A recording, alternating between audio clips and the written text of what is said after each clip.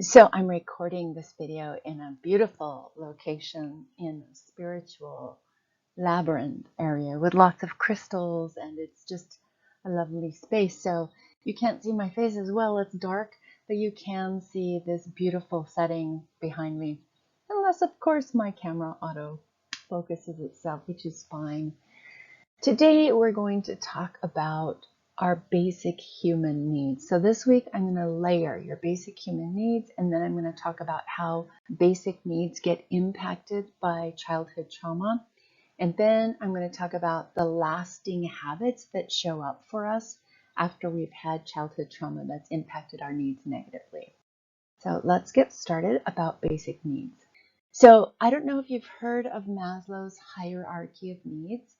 But he was a person who basically was atheist, didn't believe in God. So I've made some adjustments to this, although it's not overtly spiritual. I believe that we all have spiritual needs, whether it's walking a labyrinth or just knowing that we belong. And I'll get more into that later. But at this point, what I want you to know is that in order for us to go higher on the pyramid and start thinking about getting our needs met higher on the pyramid, the ones at the bottom need to be met first. So when you think of it that way, when we look at basic needs for food and water, if we don't have that, we die. We have to have food and water every day to be well and to live and to start thinking about what our other basic needs would be after that.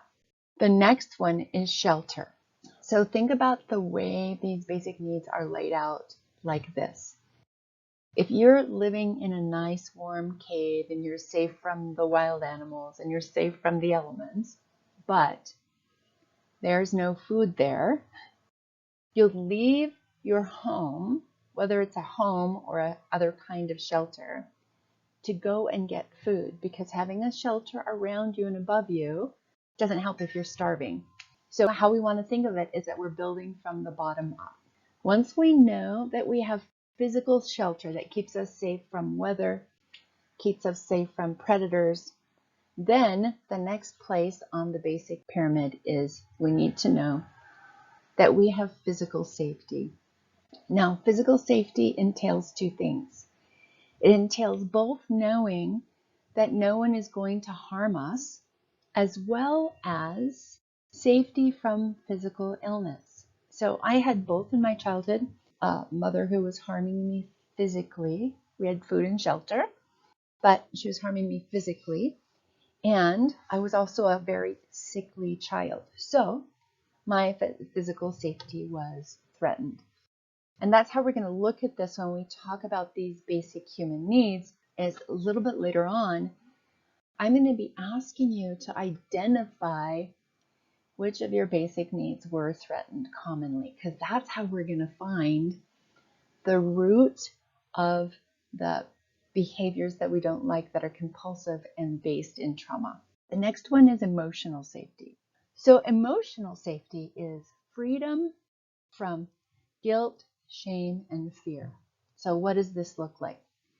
Guilt means being blamed for things that you didn't do, being blamed for things that you couldn't fix that were outside of your control. So even something as simple as if you spilled milk and your parent said unkind things to you while they cleaned up your mess and didn't let you do it, then you're going to have an enduring sense of guilt about that interaction.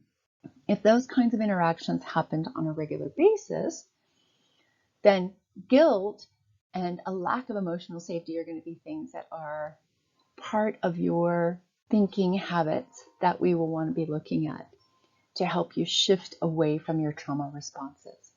So if you notice, I put the bracket for emotional safety and physical safety of freedom.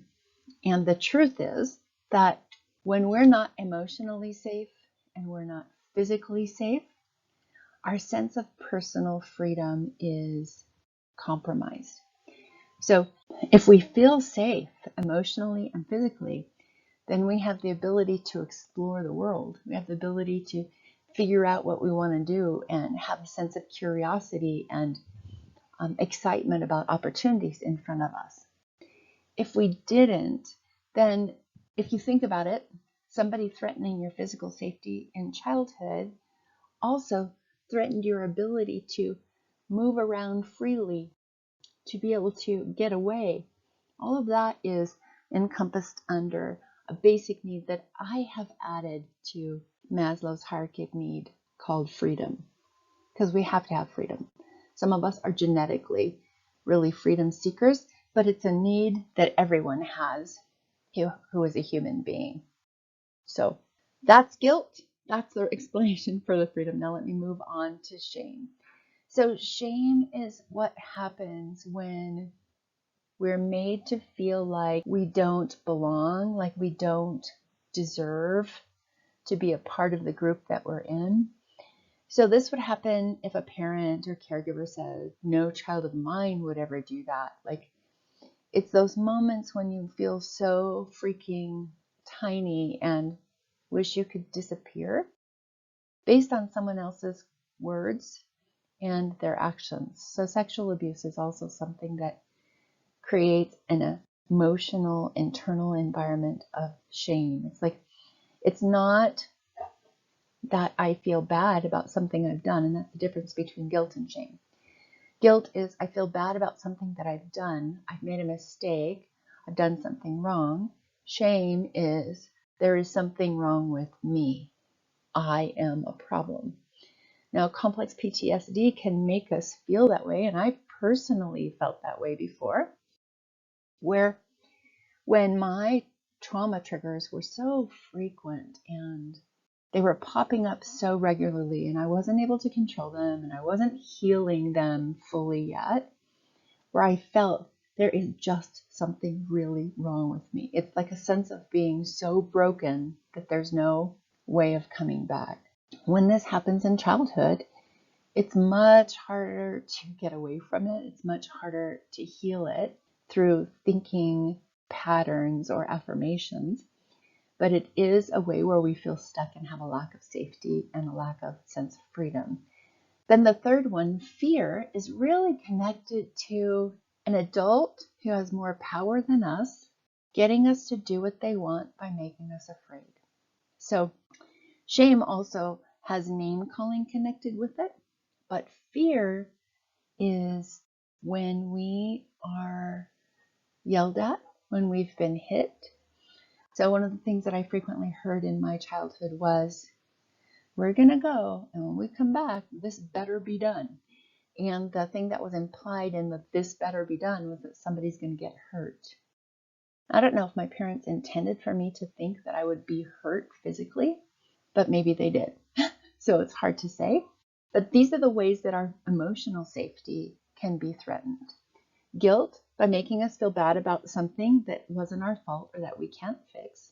Shame comes from name calling and a sense of being broken or fully damaged or like we don't belong because of something that we've done or said. And then fear of the consequence that someone is threatening overtly or covertly to get us to do what they want. Next on the list of the basic human needs is a sense of belonging. So once we are well fed and we know that we're safe in the shelter that we live in and nobody is hurting us physically and we're physically well and we aren't being shamed, guilted, or made afraid and as ways to control our behavior, then we start to say, okay, where do I belong? Who is my group? Do I belong with these people? I know for myself, I didn't feel a sense of belonging in my family. That often happens. So once, if we don't belong in our family, then we look for other places we belong. So who is my group? That's what we start looking for. If we can't find it in our family, we look for it outside of our family. Then once we know we have a sense of belonging, we have a group, then we start saying, who loves me, right? So the sense of belonging and sense of feeling loved are also spiritual components. So you don't have to believe in God. You don't have to believe, you can believe in universe. You can have any kind of spiritual belief that fits for you. But often a sense of belonging and love come from that. The other thing to know the reason that I've put the arrow and the line down from this part of the pyramid is because if our parents were good enough, if they did a good enough job of providing all of these things from love and belonging down to us, then we have a really good foundation for developing self-esteem. Okay? So self-esteem is the combination of knowing that we're good at something, having a sense of competence, and knowing that we're loved. Okay? That's why people who have trauma histories, childhood trauma histories, and the trauma history is coming from a parent who's unable or unwilling to give sufficiently in the areas that we've just looked at, struggles with self-esteem, because we can't have holes punched in those lower areas and expect to be able to develop a sense that I'm good and I'm good at things and I'm lovable. That's where it comes from.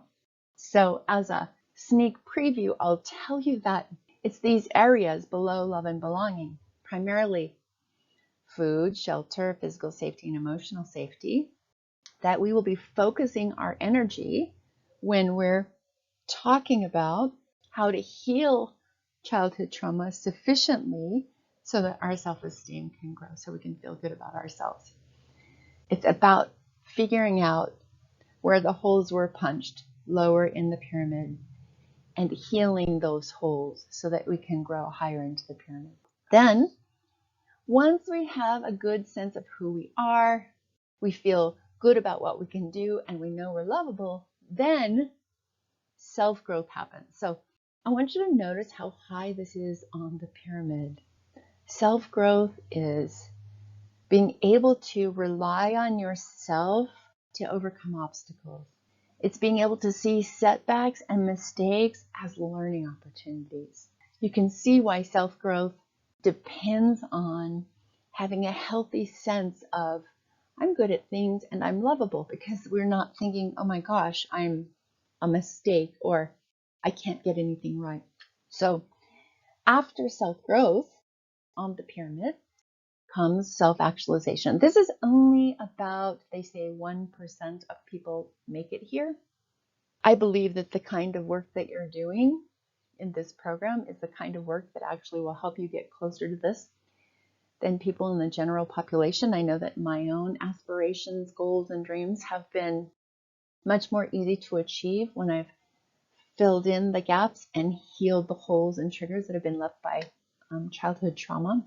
Within my pyramid, lower on Maslow's hierarchy, below love and belonging.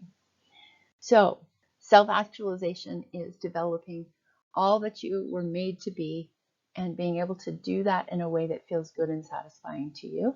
Maybe putting your work out into the world, maybe developing a family that's full of love instead of a family that was full of hurt the way you grew up. So those are our basic human needs. Now, our next lesson talks about specifically how trauma impacts your ability to get your basic needs met. So I'll see you there.